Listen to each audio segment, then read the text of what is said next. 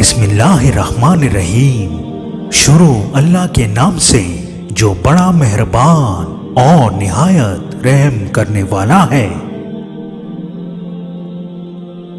آج ہم آپ کو قوم سمود کی تباہی کے بارے میں بتائیں گے کہ اس قوم نے اللہ تبارک و تعالیٰ کی کیا نافرمانی کی کہ اللہ تبارک و تعالیٰ نے اس قوم کو ایسا دردناک عذاب دیا جس کی مثال تاریخ میں لکھی گئی۔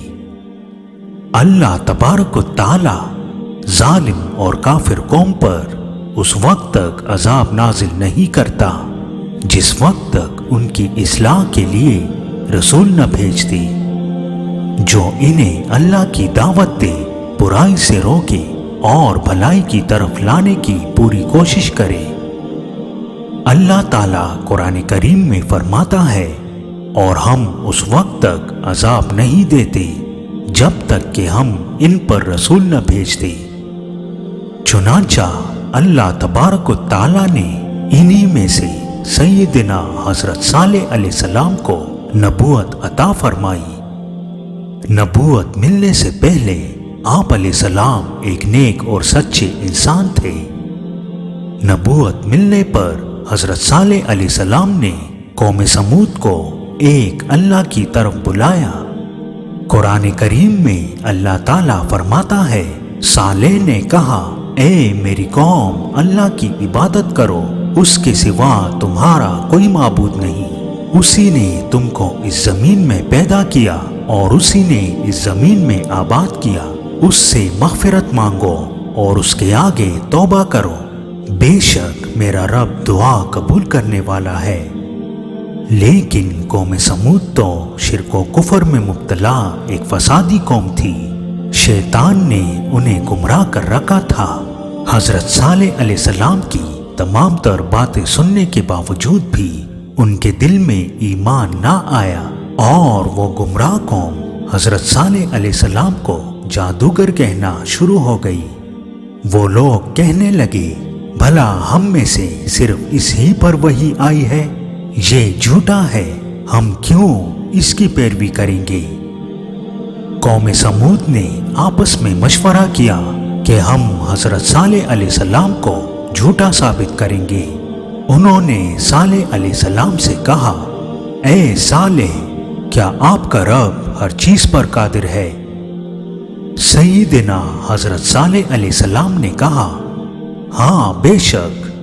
تو ان کے سردار نے کہا، اچھا تو اپنے رب سے کہو کہ اگر اس سامنے والی چٹان سے اونٹنی برآمد ہو جائے تو ہم آپ کے رب پر ایمان لے آئیں گے۔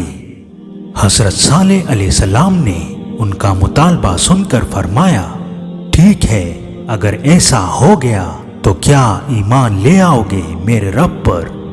وہ سب لوگ یک زبان ہو کر بولے، ہاں ہم ایمان لے آئیں گے۔ حضرت صالح علیہ السلام نے پہلے وہاں نماز ادا کی اور پھر اللہ تعالیٰ سے دعا کی کہ وہ ان کے مطالبے کو پورا کر دے۔ اللہ تعالیٰ نے اسی وقت چٹان کو حکم دیا اور اسی وقت چٹان حرکت کرنے لگی اور پھٹ گئی۔ قوم سمود کے سردار اس کی طرف دیکھ رہے تھے۔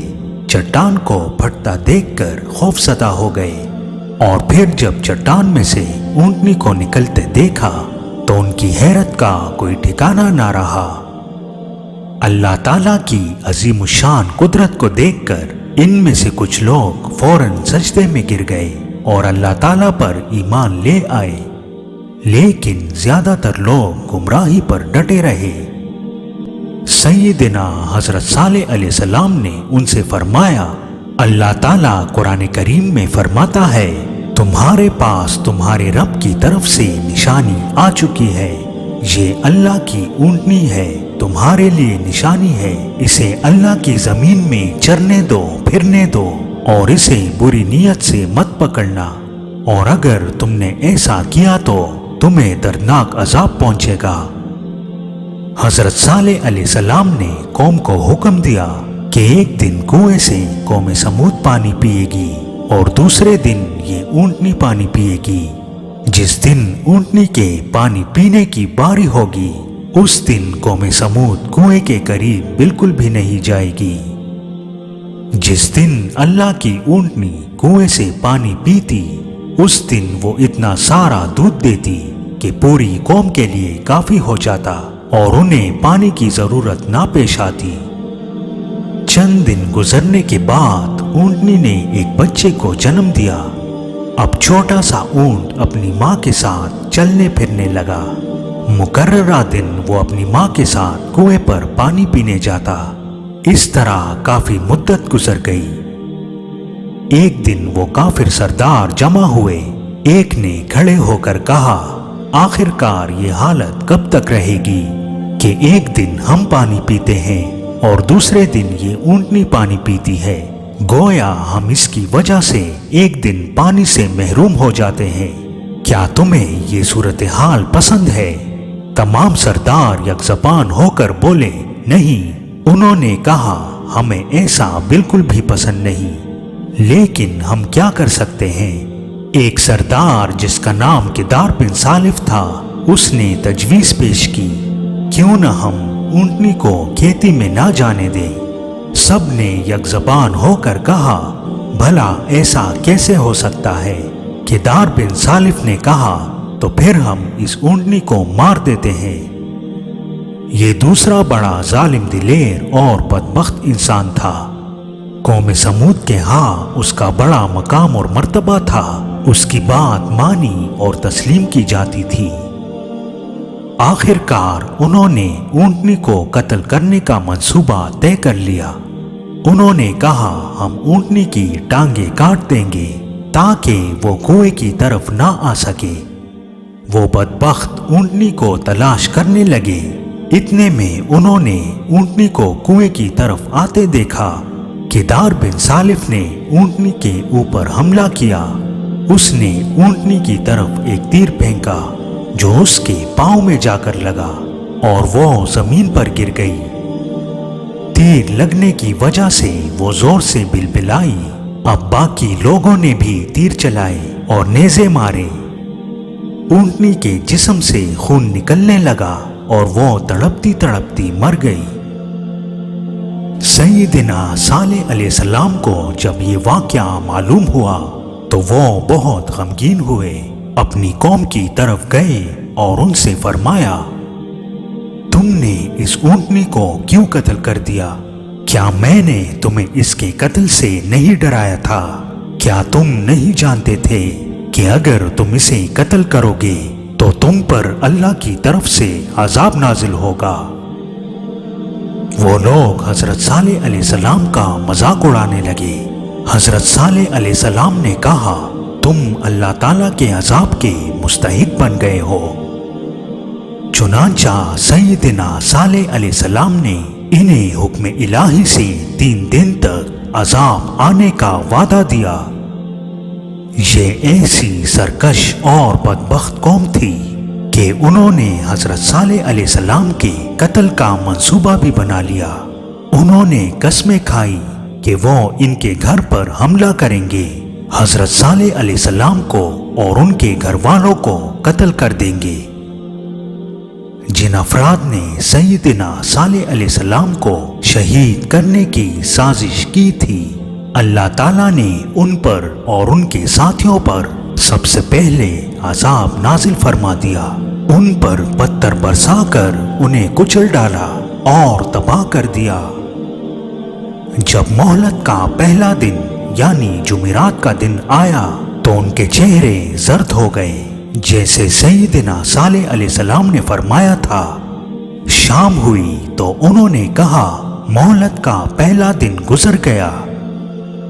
जब दूसरा दिन यानी जुम्मतुल मुबारक की सुबह हुई तो उनके चेहरे सुर्ख हो गए। शाम हुई तो उन्होंने कहा, मोहलत का दूसरा दिन भी गुजर गया। जब मोहलत का तीसरा दिन आया यानी हफ्ते की सुबह हुई तो उनके चेहरे सियाह हो गए। शाम हुई तो उन्होंने कहा, मोहलत तो खत्म हो गई। जब अगले दिन सुबह हुई तो उन्होंने खुशबू लगाई और तैयार होकर बैठ गए और इंतजार करने लगे कि देखें कौन सा अजाब आता है। انہیں معلوم نہیں تھا کہ اللہ تبارک و تعالیٰ کا عذاب بہت دردناک ہوتا ہے۔ قوم سمود ایک سرکش ظالم قوم تھی اور نادان بھی۔ جب سورج طلوع ہوا تو آسمان سے ایک شدید آواز آئی اور ساتھ ہی نیچے سے زلزلہ آ گیا، جس سے ان کی روحیں پرواز کر گئی اور وہ اپنے گھروں میں اس طرح گھٹنوں کے بل مردہ پڑے ہوئے رہ گئے جس طرح پرندہ مرنے کے بعد زمین پر مٹی کے ساتھ پڑا ہوا ہوتا ہے۔